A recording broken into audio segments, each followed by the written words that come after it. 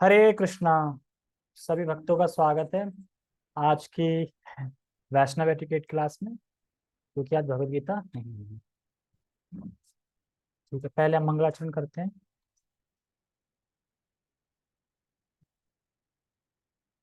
हरे कृष्णा। ओम अज्ञानतिमिरान्धस्य ज्ञानञ्जनशलाकया चक्षुरुन्मीलितं येन तस्मै श्रीगुरुवे नमः। श्रीचैतन्यमनोभीष्टं स्थापितं येन भूतले स्वयं रूपकदा मह्यं ददाति सपदान्तिकम्। वन्देऽहं श्रीगुरु श्रीयुतापदकमलं श्रीगुरून् वैष्णवांश्च श्रीरूपं साग्रजातं सहगण रघुनाथान्वितं तं सजीवं साद्वैतं सावधूतं परिजनसहितं कृष्ण चैतन्य देवं श्रीराधा कृष्णपादान् सहगण ललिता श्रीविशाखान्त विशांच। हे कृष्ण करुणा सिंधु दीनबंधु जगतपते गोपेश गोपिका कांता राधा कांता नमस्ते। तप्त कांचन गौरांगी राधे वृंदावनेश्वरी वृषभानुसुते देवी प्रणमामि हरिप्रिये। वाञ्छाकल्पतरुभ्यश्च कृपा सिन्धुभ्य एव च पतितानां पावनेभ्यो वैष्णवेभ्यो नमो नमः। जय श्री कृष्णा चैतन्य प्रभु नित्यानंद श्री अद्वैत गदाधर श्रीवासादि गौर भक्त वृंद। हरे कृष्णा कृष्णा कृष्णा हरे हरे, हरे राम राम राम रामाय रामभद्राय रामचंद्राय वेदसे रघुनाथाय नाथाय सीताय पतये नमः। नमो विष्णुपादाय कृष्णपृष्ठाय भूतले श्रीमते भक्तिवेदांत स्वामिनीति नामिने। नमस्ते सारस्वते देवे गौरवाणी प्रचारिणे निर्विशेष शून्यवादी पाश्चात्य देशतारिणे।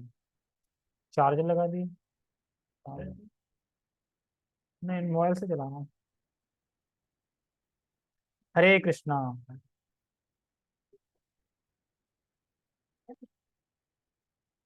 तो सभी भक्तों का स्वागत है। और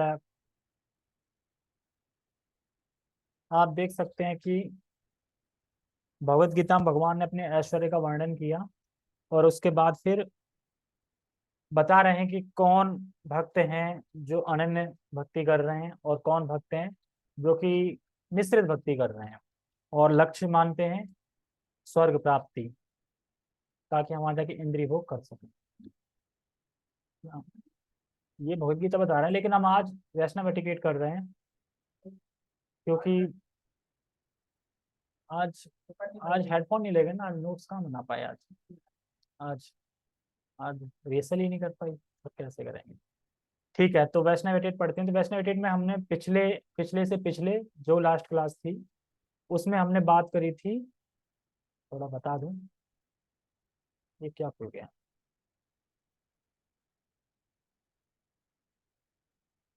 हाँ, उसमें हमने बात करी थी, उसमें शरीर की मुद्रा, शरीर की मुद्रा बताई थी ना कि हमें जब जप करना चाहिए तो कैसे बैठना चाहिए। ऐसा नहीं इधर उधर देख रहे हैं, ऐसे देख रहे हैं, सामने देखना चाहिए और फोकस रखना चाहिए तुलसी माता पे या भगवान के विग्रह पे, और ध्यान से सुनना चाहिए। ये सब चीजें बताई थी। और योग वातावरण, वातावरण भी योग होना चाहिए। योग वातावरण मतलब अनुकूल वातावरण होना चाहिए। ऐसा नहीं है कि भीड़ भड़ाके में बैठ गए जब करने के लिए। हाँ तो नहीं, तो ये सब चीजें डिस्कस करी थी। और आज हम करेंगे उसी में, उसी टॉपिक पे दक्षता। दक्षता मतलब होता है निपुणता। दक्षता मीन्स निपुणता। तो निपुणता में बताते हैं, पहला पॉइंट है चलते हुए जप करने के लिए व्यक्ति को अपने मन को सतर्क रखने में निपुण होना चाहिए। बैठकर जप करते समय यदि नींद आ रही है तो तुरंत उठना अथवा चलना चाहिए। जब भी मन यहाँ वहां भटके तो तुरंत उसे पवित्र नाम का श्रवण करने के लिए बलपूर्वक नियंत्रित करना चाहिए। जब कोई शर्त नहीं है। देखो, इसमें बता रहे हैं कि अगर हम चलते हुए जप कर रहे हैं तो हमें सतर्क होकर जब करना चाहिए कि हम चल रहे हैं तो इधर उधर ना देखें, सीधे देखें नीचे, सीधे देखें ऐसे करके जो छत पे टहल रहे हैं, सीधे नीचे देखें और जो बोल रहे हैं उससे सुनने पे ध्यान लगाएं अगर चलते हुए भी कर रहे हैं। और वॉकिंग कैसे करनी है, ऐसे नहीं, बिल्कुल स्लो वॉकिंग करनी है। जैसे सबसे पहले तो बैठ के करना चाहिए। अगर कमर में दर्द हो रहा है तो फिर खड़े हो जाओ। दीवार पे टिक के नहीं करनी चाहिए, कुर्सी पे बैठ के नहीं करनी चाहिए। ठीक है, या तो बैठ के, या खड़े होके, या चलते हुए, तीन चीजें हैं। सबसे पहला जब अच्छा कौन सा है? बैठ के। लेकिन बैठ नहीं पा रहे हैं तो उठ जाओ। उठने के बाद चल के करो। अगर चल के भी तुम्हें लग रहा है कि झपकी आ रही है तो थोड़ा फास्ट चलो, फास्ट चलो। और फास्ट चल के भी लग रहा है कि हम गिर जाएंगे तो फिर बता रहे फिर जाके सो जाओ, और उसके बाद जग के फिर करो। ये नहीं है कि नहीं सोएंगे नहीं लेकिन गिर जाएंगे, पता चले दांत हाथ टूट गए, हाथ वाथ टूट गए, तो फिर जब भी नहीं करता। ठीक है। और यहाँ पे प्रभुपाद जी बता रहे हैं कि बलपूर्वक नियंत्रित करना चाहिए। बलपूर्वक का मतलब होता है कि मन तो भागेगा ही। ऐसा नहीं है कि मन इतना इजी है कि एक बार कहने पे तुरंत आ जाएगा, नहीं, बलपूर्वक बार बार खींचना पड़ेगा। गया फिर खींचो, गया फिर खींचो, गया फिर खींचो, यही करना है। मन हमेशा जाएगा, तो हमेशा हमें बलपूर्वक खींचना है मन को।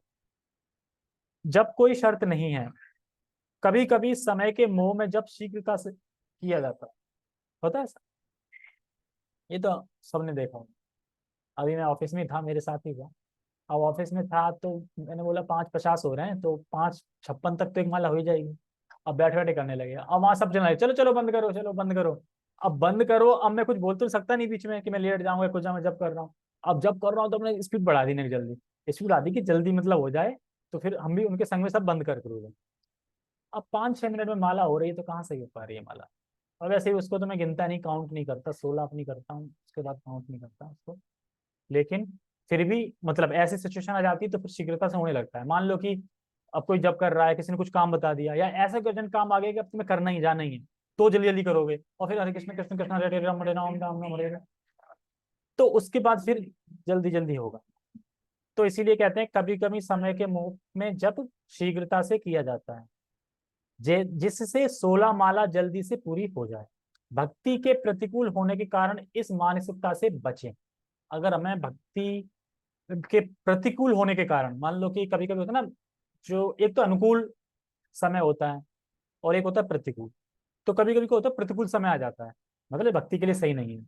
तो प्रतिकूल समय होने के कारण इस मानसिकता से बचे, मतलब जैसे प्रतिकूल समय है तो अब ये मानसिकता कि जल्दी जल्दी कर लो, खत्म करनी है जल्दी जल्दी, है ना। हरे कृष्णा कुल तो रोबोट बनाते हैं, 4 मिनट में एक, 3 मिनट में एक, इतनी जल्दी जल्दी करेंगे कि इसकी तो जीभ ही कट गई, मतलब जीभ पे जल्दी जल्दी करेंगे तो जैसा ना दांत जीभ पे ही लग गया, इतनी जल्दी जल्दी कर रहा था स्पीड में, जिसमें बता नहीं था। कुछ लोग तो ऐसे करते हैं कि माला को खुटी पे टांग देते हैं और ऐसे करते हैं जैसे ही पूरी हो जाए बस हाथ उठाना है बस। और यार कौन कौन खोलेगा उसको ऐसे करके कौन टांगेगा। तो पहले से टांग दो और फिर उसमें हाथ डाल लो ऐसे करके। तो ऐसे ऐसे जल्दी करते हैं, हाथ निकाल के चल एकदम पता ही नहीं चलेगा कब माला भी, माला होगी तुम चल दिए सीधे, तो टंगी रहेगी वो, और फिर नहीं देखेंगे उसकी शकल। तो ऐसे नहीं करना है। तो मास्टर से बचे, स्पष्ट व ध्यानपूर्वक जप करना। जप पर सदा बल देना चाहिए। बल मतलब हमें बार बार फोकस करना चाहिए कि मैं सही से कर, जैसे हम भटक गए, फिर एकदम मन आ गया, अरे हम तो माला कर रहे थे, फिर से सही ध्यान दो, फिर अटक गए, फिर बलपूर्वक लाओ। तो भगवान इसी को बोलते हैं, अगर यही तुम प्रयास करते हो तो ये नामाभास हो जाता है, और नामाभास से भी मुक्ति हो जाती है। जैसे नामाभास की स्थिति में भी हम भगवान के धाम प्राप्त कर लेंगे, तो शुद्ध नाम में तो फिर कह ही नहीं सकते। जप एक व्यक्तिगत कार्य है, इसलिए प्रति भक्त को अन्यों की नकल न करते हुए स्वयं के जप में लगने वाले समय को निर्धारित करना चाहिए। कुछ लोग होते हैं दूसरों को देखते रहेंगे, दूसरों को देखते रहेंगे, तुम सही नहीं कर रहे, और तुम यहाँ कर रहे हो, तुम सो रहे हो, ये वो, मतलब अपना जब छोड़ के वो दूसरों का जब देख रहा है। खुद क्या कर रहा है, खुद तो जब कर नहीं रहा है, तो उसने अपना खुद ही जब बिगाड़ लिया। तो हमें दूसरे की नहीं दिखना, हमें अपना जब सुधारना चाहिए, अपना जब सही से करना चाहिए।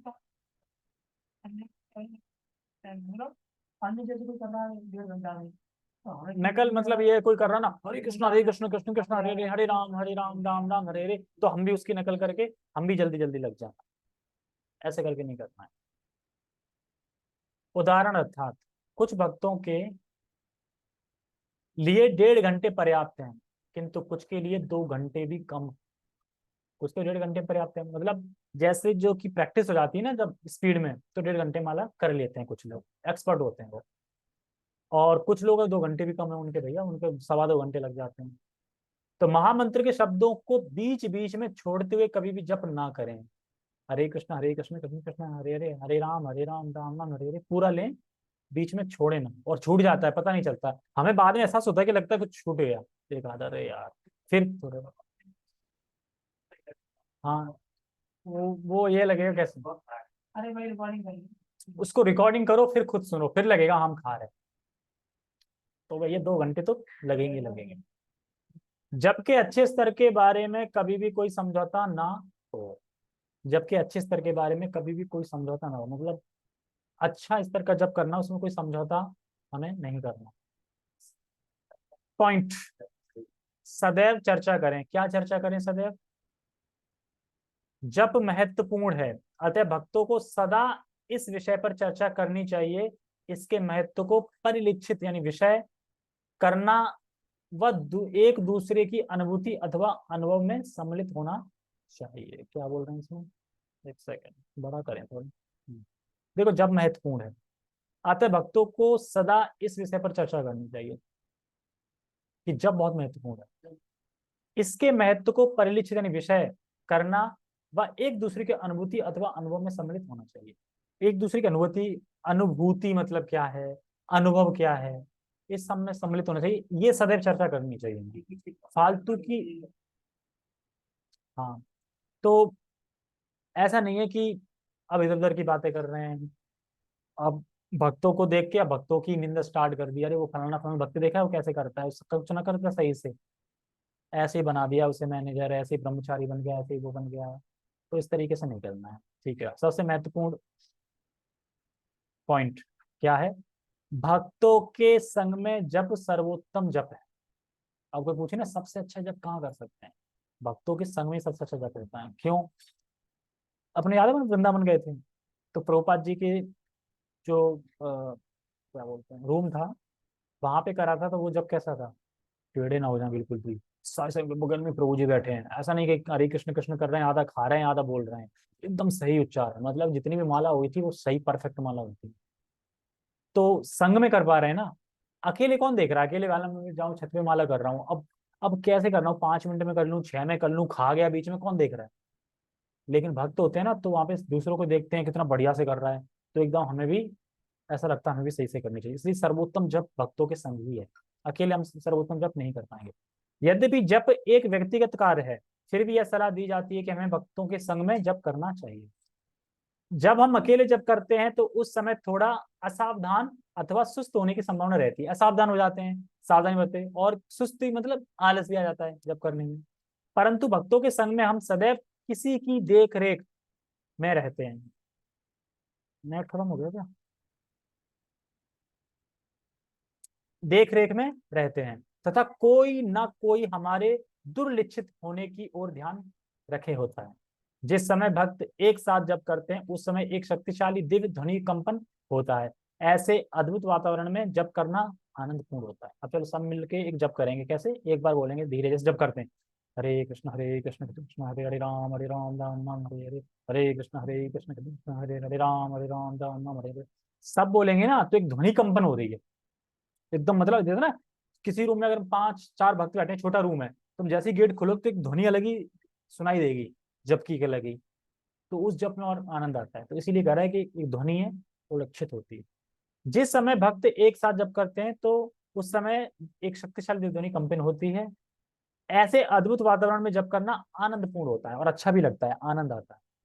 इसलिए जब जब संभव हो तब तब भक्तों को मंदिर के प्रातःकालीन जप में उपस्थित रहना चाहिए। मतलब जब मंगल आरती हो गई, मंगल आरती, तुलसी आरती होगी, नरसिंह आरती होगी, उसके बाद 5:30 बजे से फिर जो सब भक्तों में बैठ जाते हैं ना, सब तरफ क्या सुनाई देगा, हरे कृष्ण मंत्र ही सुनाई देगा सबका।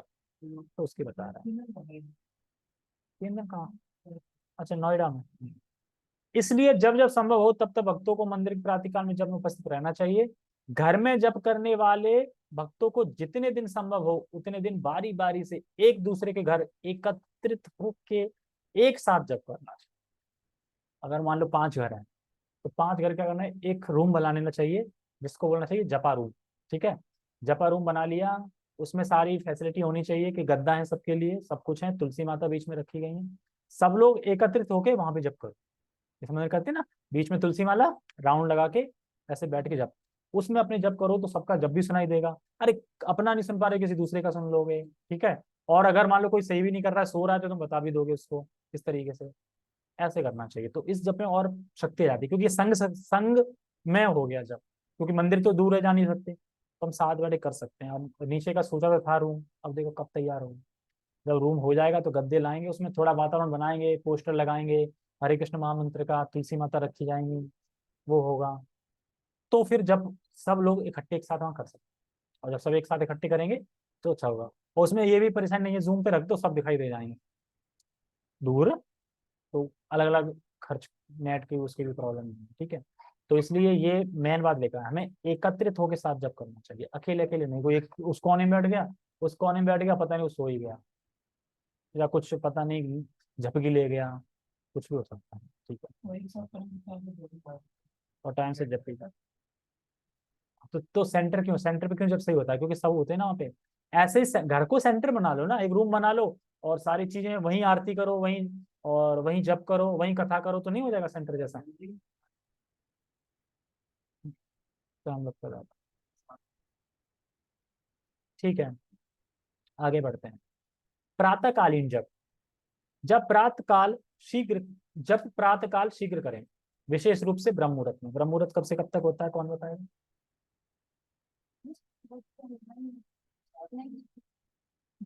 कब से कब तक होता है?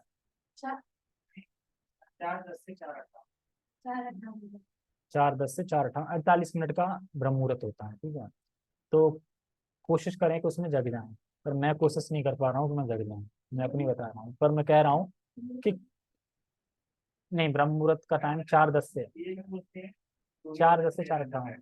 हाँ, वो ऐसे ही होता है, सूर्योदय से 1 घंटे पहले, तो वो मतलब समटाइम वही है। तो अभी कार्तिक चल रहा है, जैसे तुमने देखा ना कि दिवाली पे सेल लगती है, फ्लिपकार्ट एक सेल, मतलब क्या बोलते हैं, ले लो लूट लो, मतलब एक तरीके से। ऐसे ही भक्तों के लिए कार्तिक का महीना सेल है, मतलब एक्स्ट्रा लूट लो। किसकी कृपा बढ़ रही है? राधा रानी की, कार्तिका, कार्तिक। और उनको वो भी बोलते हैं ऊर्जेश्वरी, ऊर्जेश्वरी भी नाम है उनका, ऊर्जा। तो ऊर्जा करने वाली, तो अपने शरीर में ऊर्जा मतलब एनर्जी करके लग जाओ, कुछ ना कुछ एक्स्ट्रा करो, क्योंकि शास्त्र में बताते हैं, पद्म पुराण में और हरि भक्ति विलास में कार्तिक की जो महिमा लिखी है, बहुत सारे नियम है। चावल नहीं खा सकते, तेल नहीं लगा सकते, बहुत सारे नियम है। लेकिन हम इसको सिर्फ शीला प्रभुपाद जी को फॉलो करते हैं, शीला प्रभुपाद जी ने जो नियम बताए वो करने। प्रभुपाद जी कहते हैं जो पहले मैंने बताए वो करो, उसके बाद तुम जो एक्स्ट्रा कर सकते हो, टाइम है तो करो, वो अति उत्तम, अच्छा है, लेकिन पहले वो करना है। हाँ, बहुत सी चीजें बना, बहुत से अगर नियम देखोगे तो बहुत है नियम। एक ये है, खिचड़ी लो, खिचड़ी को जमीन पे डालो और जीभ से चाटो, खाओ, ऐसे करके खा सकते हो, कितना खा सकते हो तुम। अब ये भी नियम है, तो नियम तो नहीं कर पाएंगे, इसलिए प्रभुपाद जी ने बोला है कि सबसे पहले अति उत्तम नियम है कि दीप दान करना है, एवरी डे शाम को दीप दान करना है, और ब्रह्म मुहूर्त में जगना है, और डेली नहाना है ब्रह्म मुहूर्त में जग के, और डेली शास्त्र पढ़ने ज्यादा से ज्यादा, नाम जप करनी है संख्या ज्यादा से ज्यादा, इस तरीके से। तो ये प्रभुपाद जी ने बताया कि ये करो, इसके बाद समय मिल जाए तो कर दो। अब ये नहीं है कि दीपदान हो नहीं पा रहा है, बाकी सेवा कर रहे हैं तो फिर तो प्रभुपाद जी के इंस्ट्रक्शन हमें फॉलो करने हैं। तो इसलिए ये सेल लगी हुई है कार्तिक के महीना में। और हाँ, कम से कम नहीं तो एक बार नदी में नहाना चाहिए, कम से कम पूरे महीने में एक बार तो नहाना चाहिए। कौन सी नदी है? जमुना नदी है, हाँ जमुना में नहा सकते हैं। हाँ, कम से नहीं, पूरा घाट वाट है वहाँ पे नहाने का। हाँ तो फिर चल सकते हैं, ठीक है, फिर आगे करते हैं डिस्कस। तो एक बार नहाना चाहिए, और नहीं तो फिर घर पे कैसे नहाएंगे? घर पे देखो, नहाना है नदियों का स्मरण करके, गंगे, यमुने, ठीक है। वो तो एक ही बात है, एक दूसरे का मतलब, ऐसे तो ये गंगा का ही यमुना का ही पानी है, लेकिन घर पे भी नहा रहे हैं तो नदियों का स्मरण करके नहाओ कि हम नदी में नहा रहे हैं, तो उसका नदी के नहाने का ही फल मिल जाता है। अगर कुछ नहीं कर पा तो हरे कृष्ण महामंत्र बोल के नहाओ, पर कुछ ना कुछ मंत्र बोल के, हाँ नहा, ठीक है। तो प्रातः काल में हम कहाँ पे थे? प्रातः शीघ्र उठना सभी भक्तों के लिए अनिवार्य है, तथा इस संबंध में कोई भी समझौता ना हो। और पता नहीं क्यों कि सुबह अलार्म बजते ही इतनी जल्दी बंद करने की पड़ती है कि नेट की आवाज ज्यादा ना हो, खुद ही लगाते हैं और खुद ही मतलब जैसे ही बजेगी तुरंत एकदम ऐसा करके हाल मतलब पता है ना, इधर इधर वो हो जाएगा, इधर कर दो, इधर करके बंद कर देंगे। और बंद करते ही फिर सोचेंगे अब खड़े होते हैं, अब खड़े होते हैं, फिर देखेंगे 4:15, अभी तो 15 मिनट और हैं, और सो लो, फिर सो गए 4:30 और तो उठ जाओ।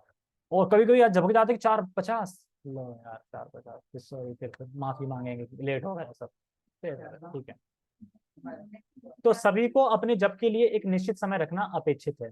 समय संबंधी नियम साधना भक्ति एक महत्वपूर्ण अंग है, तो हमें एक समय फिक्स करना चाहिए हमेशा जप के लिए, ऐसा नहीं कभी दोपहर में हो रही है, कभी सुबह हो गई, कभी शाम को हो गई, ऐसे नहीं, एक संबंधित मतलब एक हमें महत्वपूर्ण अंग है, क्योंकि एक समय निर्धारित, क्योंकि अगर हम एक समय को निर्धारित कर लेंगे तो माइंड में क्या सेट हो जाएगा, मन में अब ये जप करेगा, तो मन विचलित नहीं करेगा, मतलब मन को पता है कि अब ये बैठ के जप ही करेगा, कुछ कर ही नहीं सकता। और दूसरा ये है कि एक जगह बैठ के जप करना चाहिए हमेशा, क्योंकि अगर हम मान लो मैं यहाँ बैठ के जप करता हूँ हमेशा, तो मैंने ये देख लिया, ऑटो वाला फोन कर रहा है, ऑटो वाला है, यहाँ पे यहाँ पे मैंने सब चीज देख ली ना, तो वही चीज है ना, रिपीट रिपीट। और दूसरे रूम में पहुंच के तो वहां पे अलग चीज दिखेंगी, फिर उसको देखने लगेंगे, उसको देखते ही कहेंगे फ्रेम सही नहीं कराया था, सारा करा लेते, उनसे फिर बात वहां पहुंच गई, मन पता नहीं कहाँ पहुंच गया। इसलिए एक ही छोटा, जितना छोटा रूम होगा उतना ज्यादा ध्यान लगेगा, जितना हॉल होगा ना बड़ा, उतना मन भागेगा। मन भी ऐसा है, छोटा रूम हो ना कुटरिया सी, उसमें बड़ा अच्छा लगता है छोटे से है। जैसे मान लो अपने यहाँ तुलसी माता रखी है, वहां पे अगर कूलर उठा के वहां पे अगर छोटी सी झोपड़ी बना दी जाए ना, वहां अकेले बैठ जाओ तो सही जप होगा वहां पे एकदम, और क्या, चादर एक डाल के वहां बना लो तुलसी सामने, वहां बैठ जाओ, टॉल ओढ़ के, इस तरीके से कर सकते हैं। ठीक है। तो समय संबंधी नियम साधना भक्ति के महत्वपूर्ण अंग है, सभी को काम काम पर जाने के पूर्व 10 से 12 माला निश्चित रूप से पूर्ण करनी चाहिए, मतलब 10 बजे जो ऑफिस वगैरह जाते हैं, गृहस्थ के लिए बता रहे हैं, तो 10 से 12 माला तो होनी चाहिए, बाकी फिर शाम को आके कर लो। 16 हो रही तो ठीक है, अब ये नहीं कि ये पढ़ के अरे 10 बार ही करनी है, 16 ही करनी है, लेकिन 10 से 12 हो जानी ही चाहिए हमेशा में। इससे अधिक हो सके तो अति उत्तम। उच्च स्वर में जप करना चाहिए। उच्च स्वर जप उच्च स्वर या धीमे स्वर दोनों प्रकार से किया जा सकता है। अच्छे जप का अर्थ यह नहीं है कि जप जोर जोर से करें, हम कितने ऊंचे स्वर में मंत्र का उच्चारण कर रहे हैं उससे महत्वपूर्ण है कि हम कितने ध्यानपूर्वक श्रवण कर रहे हैं। भक्तों के संग में जप करते समय उनका ध्यान विचलित ना हो, इसके प्रति हमें विशेष संवेदनशील होना चाहिए। वैसा नहीं है भक्तों संग कर रहे हैं तो चले हरे कृष्णा डिस्टर्ब हो जाएंगे, ऐसे नहीं करना है।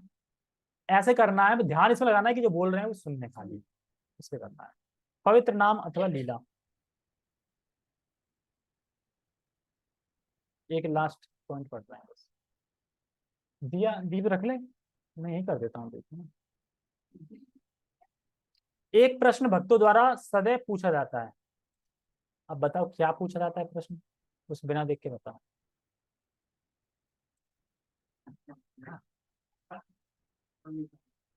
कि क्या जब करते समय हम कृष्ण लीला का स्मरण कर सकते हैं?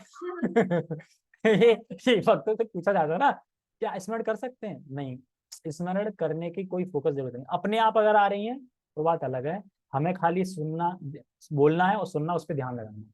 अब ये नहीं कैसे भगवान ने वो निकाल लिया था उसको, कृष्ण निकाल लिया था, ये क्या, तो भजर आए, लेकिन प्रभुपाद जी क्या बोल रहे हैं कि नहीं लगाना है, अपने आप अगर लीला स्फुरित हो रही है तो ठीक है।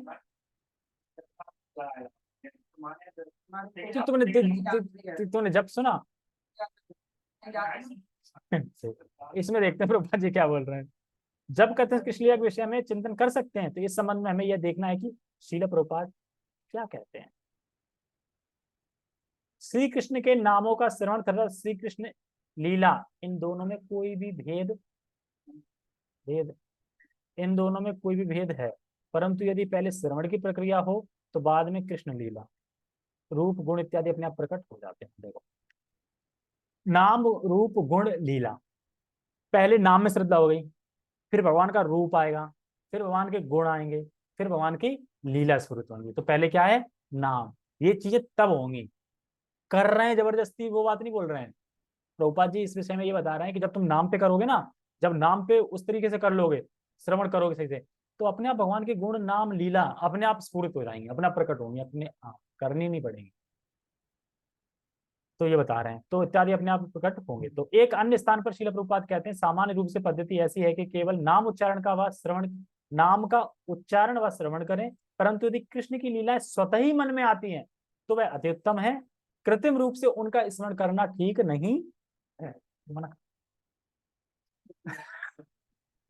कृत्रिम रूप से ऐसे नहीं, अब कर रहे हैं, अब ध्यान में लगा रहे हैं कि मैं वृंदावन पहुंच गया और वहां पे मैं ये कर रहा हूँ वो कर रहा हूँ, तो जब तो गया ना, ध्यान सुनने में लगाना, अपने आप आ जाए तो ठीक है, तो फिर खींचो, फिर खींचो, फिर खींचो। ठीक है, सभी का बहुत धन्यवाद। हम दामोदर अष्टकम पढ़ते हैं।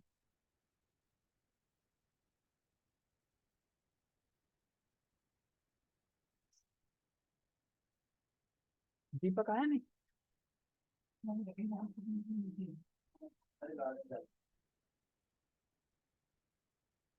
श्री श्री दामोदर भगवान की जय। नमामीश्वरं सच्चिदानन्दरूपं लसत्कुण्डलं गोकुले राजमनं यशोदाभियो लोकलाघवमानं परामृष्टमद्यं ततो गोप्य रुदन्तं मुहुर्नेत्रयुग्मं व्रजन्तं कराम्भोजयुग्मेन सान्ततं मुहुश्वासकम्पात्रिरेखाङ्ककण्ठ स्थितद्रैवं दामोदरं भक्तिबद्धम् इति द्रक्ष्वलीलाभिरानन्दं कुण्डे स्वघोषं निमज्जन्तमख्यपयन्तम् तदीयेषितागेषु भक्तिर्जितत्वम् पुनः प्रेम तस्तं शतावृत्ति वन्दे वरं देवमोक्षं न मोक्षमधिं वा न चान्ये वृणेऽहं वर्षादुमुखी इदं ते वपूर्णात् गोपालबालम् सदा मे मनस्याविरसं किमन्ये इदं ते मुखाम्बोजात्यन्तनीले वृतं कुन्तले स्नैग्रत्यक्ष च गोप्या मुहुश्चुम्बितं बिम्बरक्तधरं मनस्याविरस्तामलं वत्सलाभे नमो देव दामोदर विष्णु प्रसीद प्रभो दुःखजलं दीनं कृपा दृष्टि दृष्ट्यातिदीनं बतामि ग्रहाणेश मामगमेत छिद्रस्य कुबेरात्मजो बद्ध मृत्युवे यद् त्वया मोचितो भक्ति भजो कृतो च तथा प्रेम भक्तिं स्वकामे प्रयच्छ नमो चे ग्रहो मे अस्ति दामोदरे नमस्ते स्तुतो दाम्ने स्फूर्दीप्तिधाम्ने त्वदीयोदरायात विश्वसधाम्ने नमो राधिकाय त्वदीय प्रियाय नमो राधिकाय त्वदीय प्रियाय नमो अनन्तलीलाय देवाय तुभ्यं नमो अनन्तलीलाय देवाय तुभ्यं हरे कृष्णा कृष्णा कृष्णा हरे हरे हरे राम राम राम हरे हरे। श्री श्री दामोदर भगवान की जय।